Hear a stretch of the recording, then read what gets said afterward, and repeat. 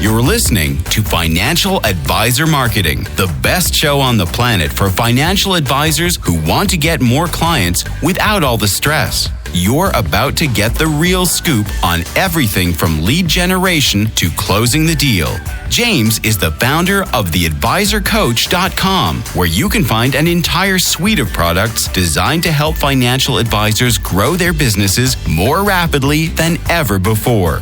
Now, here is your host, James Pollard. Hey, it's James Pollard, as always. I mean, who else would it be? Who else were you expecting? And welcome to another episode of the Financial Advisor Marketing Podcast. Today, I want to give you something a little different, but still insanely valuable. I mean, at least I think so. I know value is in the eye of the beholder. I want to walk through a couple of things, 7 things actually, that I recommend doing if you want to massively upgrade your life and your business. And not just in a vague self-help way. These are real S-tier, battle-tested changes that directly impact how successful you are in your business. Let's jump in. Number 1, ruthlessly audit and control your environment. Lots of people believe that I am an exceptionally disciplined person. And honestly, you're not going to lie, you can make the argument for that because, for example, for every single day, for the past several years, I have been sending a daily email. I've been emailing every single day. I've been talking with financial advisors almost every single day. There's been like 2 days in the past year where I haven't gotten any emails from Inner Circle members. I have been writing the newsletter. I've never missed a deadline with any of my Inner Circle newsletter issues. I am always getting stuff done in my personal and professional life. I am on day 961 or something of using the Bible app every single day. I go to the gym. I do all the stuff. I do my morning routine, which we'll talk about.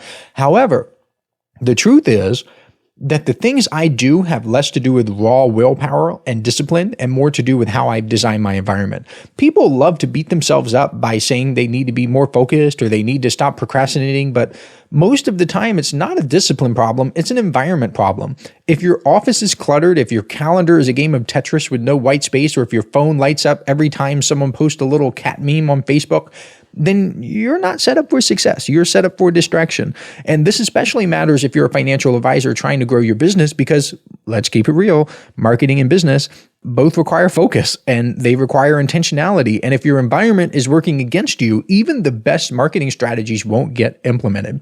My wife likes to pick on me whenever we travel or go somewhere on vacation because I will inevitably start to complain about how I miss the things that I have at home. I'll say like, oh, I miss my office, or oh, I miss my bed, or I miss my fan, and all the little things that I have that make life better at home.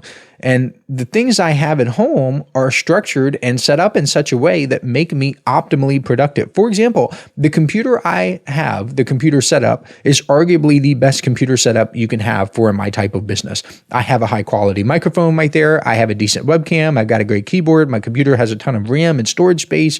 My internet is extremely fast. I have 2 monitors, actually 3, depending on what day it is and what I'm working on. Sometimes I'll put a 3rd one up. I have a fridge right behind me for water, so I'm hydrated. I have a gym behind me so I can take breaks and hop on the treadmill, do a couple exercises here and there.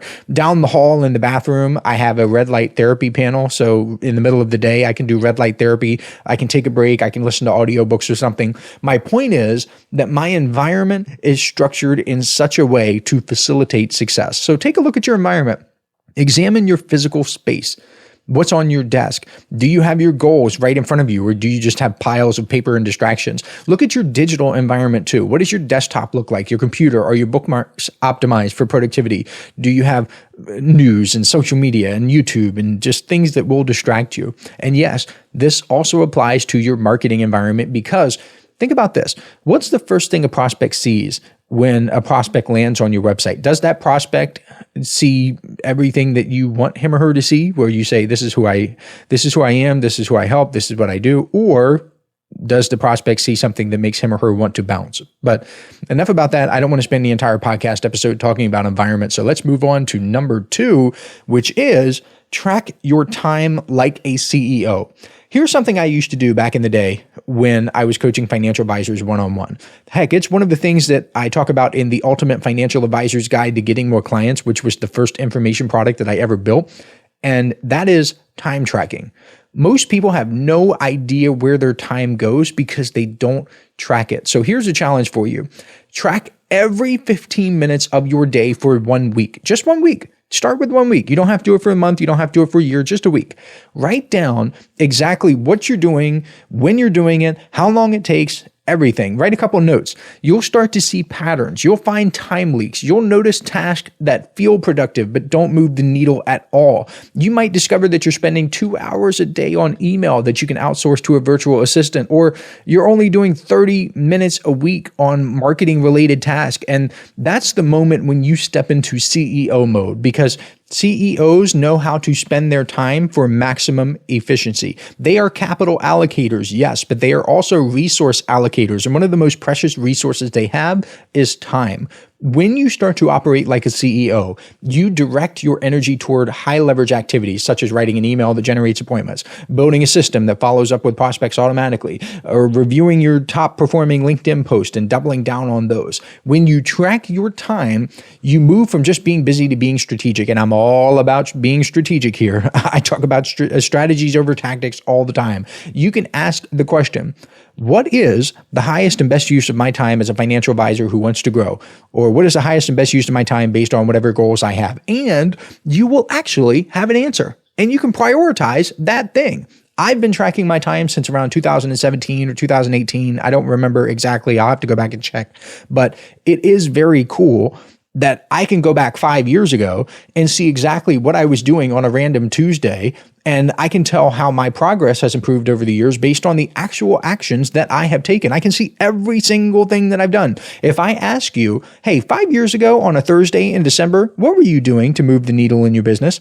If you can't answer that and I can, then I am simply going to have more data to make better decisions than you, period. There's no way around it. So stop making excuses and start tracking your time. Number 3, move from consumer to creator. Consumers scroll, consumers binge, consumers research endlessly and hoard PDFs and videos and take notes that never get implemented. But creators act, creators ship, creators attract. And in this space of financial advisor marketing, there's an obsession with learning. And don't get me wrong, I love learning. I am a learning machine. But when it becomes a substitute for doing, that's when it becomes a problem. Reading marketing books doesn't bring you clients. Posting content that solves your prospects' problems does. Binging YouTube videos about marketing doesn't build trust. You can't build trust by just sitting there watching freaking YouTube videos. But hosting webinars, hosting seminars, sending direct mailers, like doing stuff in the actual marketplace, that builds trust. So ask yourself, what did I create this week? Did I publish a piece of content? Did I build out a new client experience? Did I record a follow-up video that's going to convert leads? If not, if you aren't creating anything, then you cannot be a creator. You are by definition not a creator because you're not creating. And the real danger in being a consumer is it feels productive. You feel like you're working because you're listening to podcast. Did I just throw myself under the bus? Or you're watching a YouTube video or you're reading another godforsaken book and you feel like you're doing something, but the real results come when you implement the material. So please, if you're listening to the Financial Advisor Marketing Podcast, please, thank you.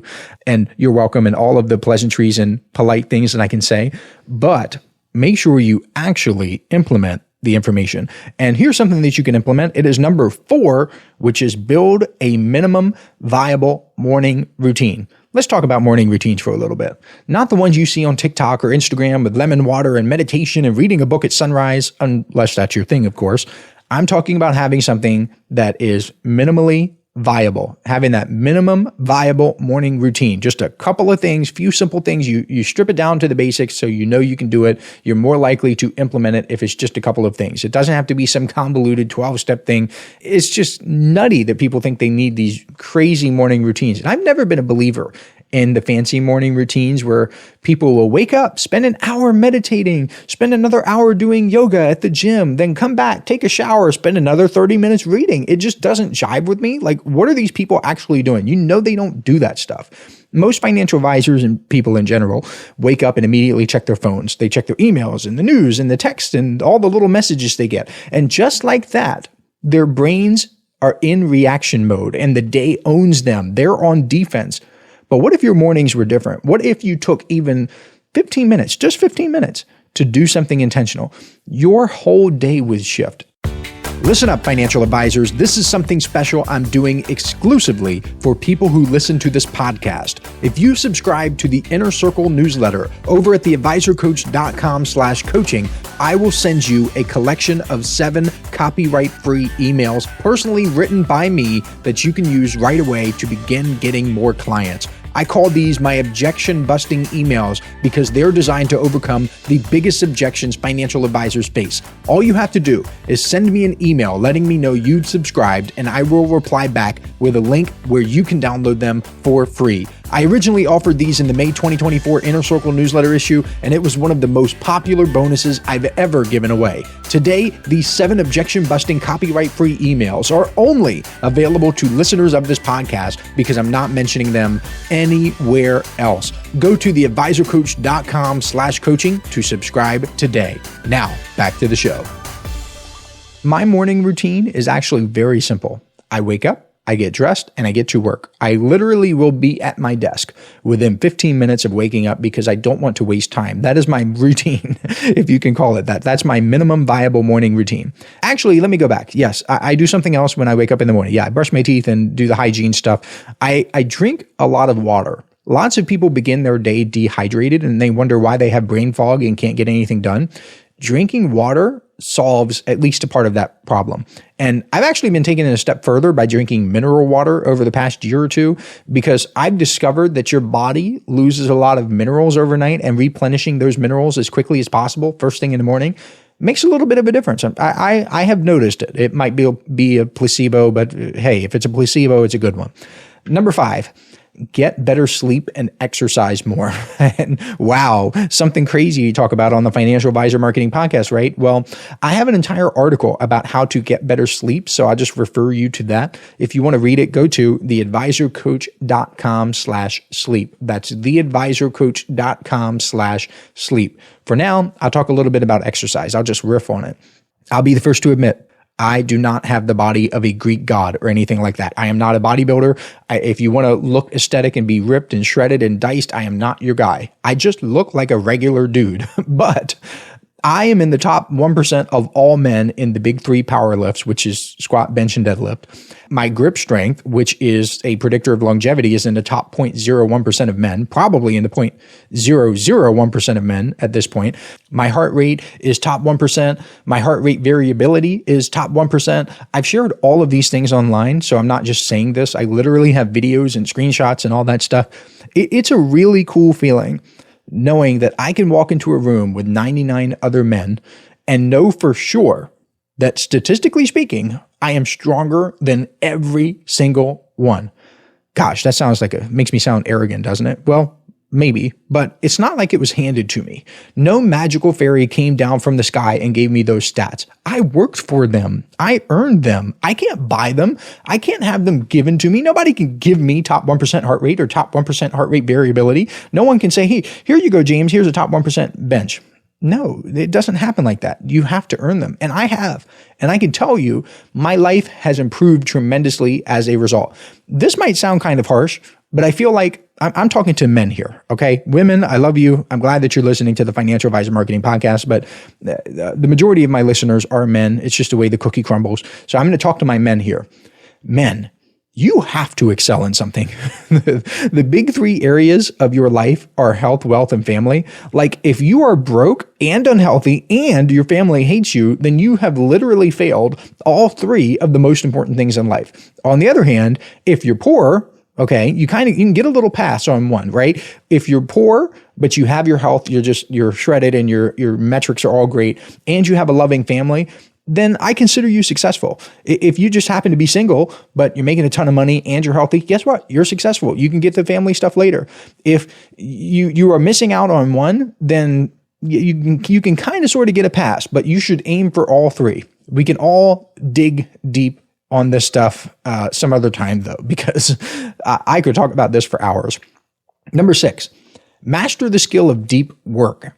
Because even in today's age of tech tools and artificial intelligence, focus is still one of your biggest competitive advantages. It is the ability to sit down Eliminate distractions and do meaningful work for extended periods of time. Like, can you go into a room and just do stuff? If I told you that you needed to map out a social media content strategy, could I just give you 4 hours in the morning and say, get it done? Like, after today, you shouldn't have to worry about it one bit. Just go in the room and get it done. Can you do that? The truth is, most financial advisors never access that kind of focus.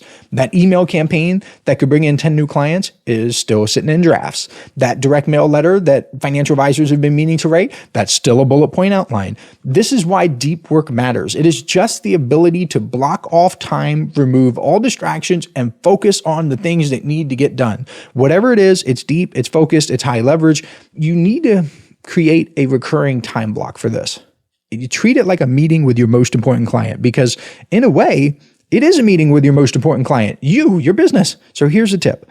If you're going to do this, put your phone in another room. Do not have your freaking phone. Do not check your phone. No phone. Okay. Do you hear me? Do I make myself clear? No phone. Close every tab except the one you're using. And if the task doesn't require a computer, don't have a computer. If you're just thinking about your goals and planning out your business, all you need is a notebook and a pen, or a piece of paper and a pen. Yeah, that's it, right? I said notebook, but don't even have a notebook, because you could rip off a couple pages and make a paper airplane to literally remove all distractions and just get the stuff done. Don't come up for air until you've made real progress.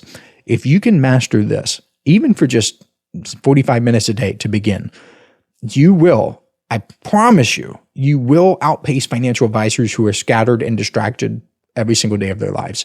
This one habit will set you apart in a sea of noise.